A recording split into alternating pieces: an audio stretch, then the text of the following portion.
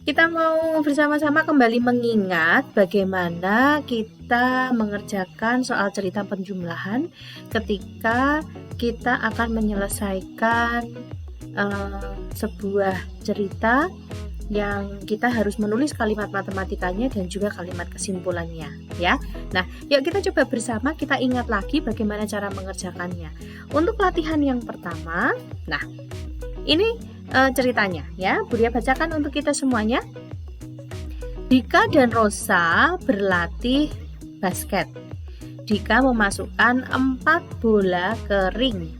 Rosa memasukkan 8 bola ke ring. Berapa jumlah bola yang berhasil mereka masukkan? Nah, untuk mengerjakan soal cerita seperti ini tidak langsung anak-anak menemukan angka kemudian langsung menghitung, langsung ditulis angka jawabannya berapa, tidak. Tetapi ada beberapa langkah yang harus kita kerjakan dan kita lewati. Untuk mengerjakan soal cerita kita harus betul-betul mengerjakannya dengan lengkap, ya. Nah, mari. Dika dan Rosa berlatih basket. Ya, Dika memasukkan 4 bola ke ring. 4 bola ke ring. Kita mendapatkan angka, ya, angka 4. Lalu apa yang kita lakukan dengan angka 4 di situ? Di situ angka 4-nya anak-anak tulis dahulu di samping kata jawab. Jadi samping kata jawab itu 4. Begitu, ya. Kita lanjutkan lagi. Rosa memasukkan 8 bola ke ring. Kita mendapatkan lagi angka, yaitu angka 8. Angka 4 dan 8, tadi 4 sudah ditulis ya, jadi sekarang tinggal angka 8-nya. Anak-anak tulis di situ. Nah, kira-kira lalu yang di tengah itu, yang ada titik-titiknya itu, apa yang harus anak-anak tulis? Yang harus anak-anak tulis adalah tandanya, tanda operasi matematikanya, apakah dijumlah atau dikurang. Nah, mari kita cermati bersama-sama. Ada kata jumlah di sana. Nah, kata jumlah ini artinya anak-anak harus menuliskan tanda apa?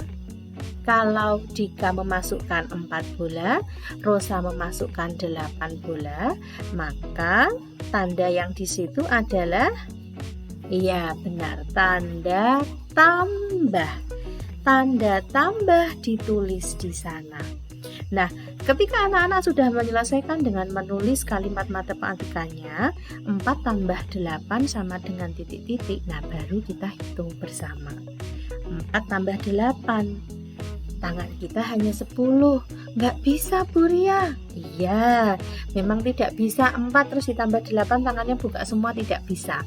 Nah, yang bisa kita lakukan adalah angka yang lebih banyak dimakan dulu atau ditaruh di dalam kepala di sini.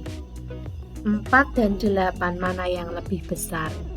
8, betul. Jadi 8-nya dimakan, 8-nya dimakan, 4-nya yang di tangan.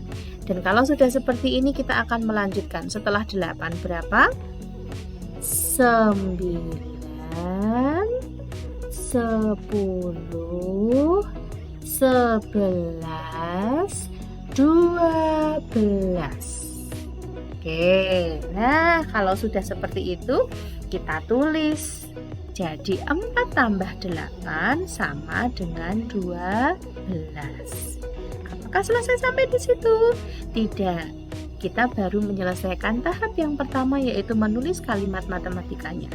Sesudah menulis kalimat matematika, kita akan menulis kalimat kesimpulannya. Jadi dari soal cerita itu, maka nah, ini yang disebut dengan kalimat kesimpulannya, harus ditulis. Jadi, jumlah bola yang berhasil mereka masukkan ada 12. Jika anak-anak sudah selesai menulis kalimat kesimpulannya, maka itu sudah selesai.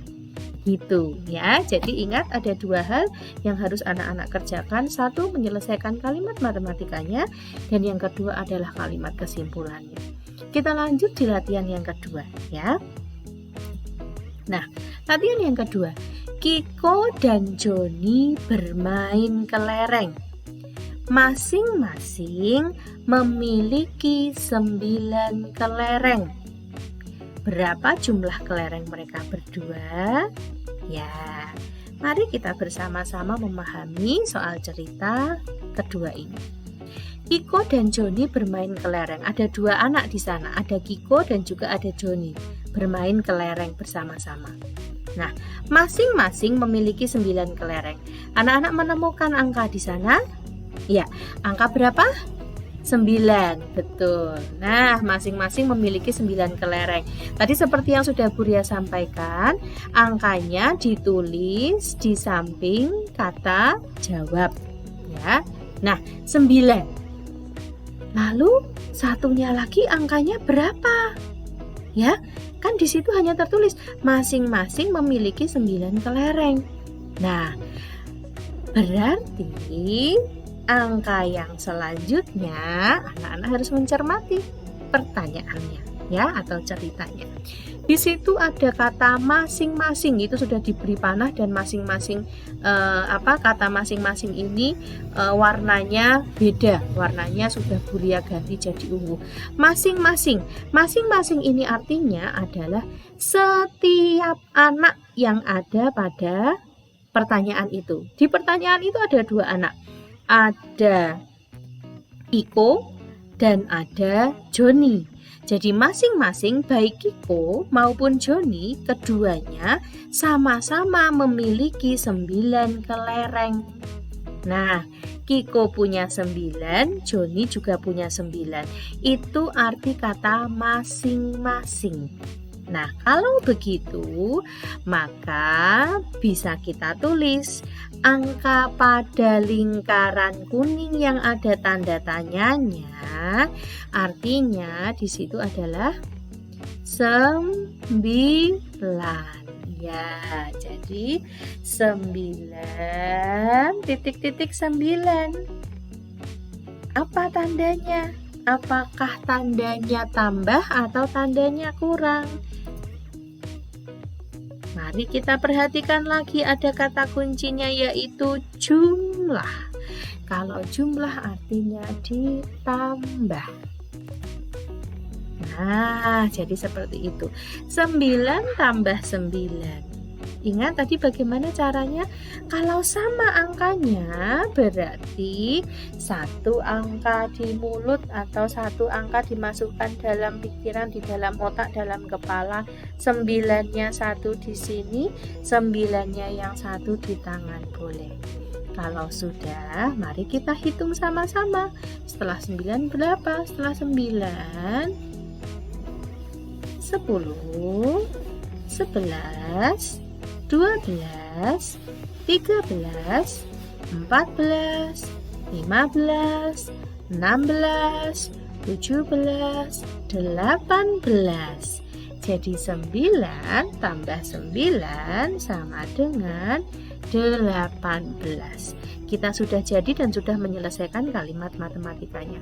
Lalu selanjutnya tugas yang kedua adalah anak-anak harus menulis kalimat kesimpulannya.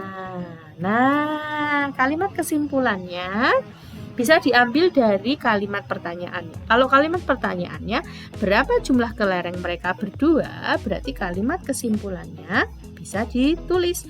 Jadi, jumlah kelereng mereka berdua ada 18. Begitu. Nah, dari cara mengerjakan soal cerita ini, anak-anak kembali diingatkan 2 hal, yaitu anak-anak 1 perlu menulis kalimat matematikanya, dan yang kedua menulis kalimat kesimpulannya. Itu cara kita mengerjakan soal cerita. Baik, nah sesudah ini kita akan berlatih bersama-sama ya. Kerjakan dengan teliti, kerjakan dengan rapi supaya anak-anak bisa gunakan setiap catatan dan hasil dari tugas-tugasnya untuk belajar. Begitu, selamat belajar, Tuhan memberkati.